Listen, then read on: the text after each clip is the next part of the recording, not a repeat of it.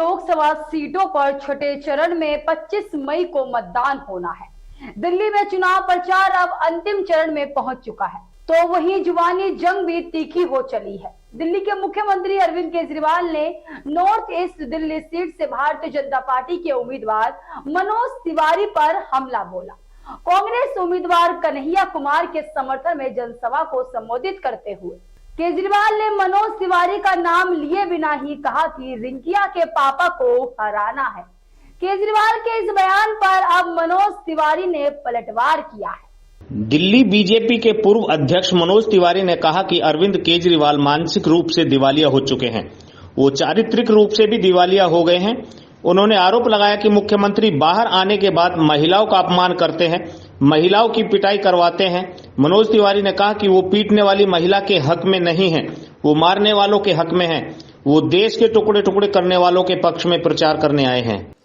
अरविंद केजरीवाल मानसिक रूप से दिवालिया हो चुके हैं और पिछले 4-5 दिन में जो घटनाएं घटी है वो चारित्रिक रूप से भी दिवालिया हो चुके हैं।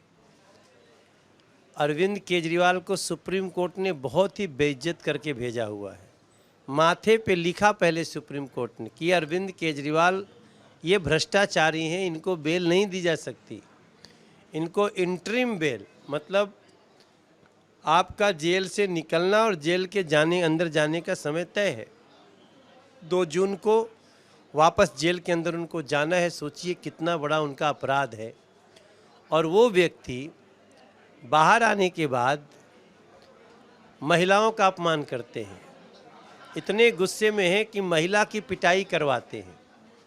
और पहली बार मैं देखा कि विनाश काले विपरीत बुद्धि सच प्रतीत हो रही है कि एक महिला को जिसने पीटा उन्हीं के घर में, अरविंद केजरीवाल जी के राजमहल में, वो पीटने वाली महिला के पक्ष में नहीं है, पीटने वाले अपने पीए विभव के पक्ष में हैं। उन्होंने केजरीवाल को महिला विरोधी बताते हुए कहा कि रिंकिया के पापा का मतलब बेटी का पिता और वो केजरीवाल बेटी के पिता समर्थक नहीं है, वो बेटी के पिता को जीतते हुए नहीं देख सकते। मनोज तिवारी ने कहा कि रिंकिया के पापा को हराना है।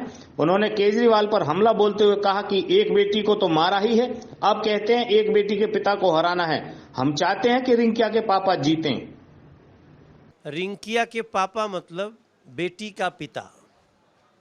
तो जब बेटी का ही नहीं वो समर्थक है तो बेटी के पिता को कैसे वो जीतता हुआ देखेगा। अरविंद केजरीवाल बेटियों के और बेटियों के पिता दोनों के दुश्मन हो चुके हैं। इसलिए मैं आपको बता दूं, इनको ये बहुत खतरनाक लाइन है कि रिंकिया के पापा को हराना है। रिंकिया मतलब बिटिया, रिंकिया के पापा मतलब बेटी का पिता। एक बेटी को तो गिरा गिरा के मारा ही है, अब कह रहे हैं कि बेटी के पिता को हराना है। हम चाहते हैं कि बेटी का पिता जीते, बेटियों का पिता जीते, बेटी बचाओ बेटी पढ़ाओ, इसलिए कर रहे हैं। इस व्यक्ति को कितना मतलब मैं बताऊं, ये पता नहीं कहाँ से पढ़ाई पढ़े हैं। अरे मनोज तिवारी को हराने की बात कहते, बेटी के पिता को हराने की बात कह करके उन्होंने अपने लिए और भी नया बखेड़ा खड़ा किया है, क्योंकि जिसके लिए प्रचार करने आए थे वो खुद बेटियों को छेड़ा करता है। 3-3 हजार रुपए का जुर्माना लग चुका है। मनोज तिवारी ने कहा कि पन्नू के आरोप की चर्चा करते हुए यह कितना सही लगता है। केजरीवाल ने पन्नू से देश के टुकड़े टुकड़े करने की डील की है।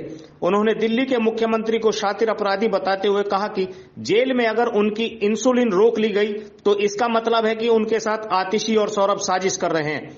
मनोज तिवारी ने दावा किया कि जेल तो दिल्ली सरकार के अधीन आती है।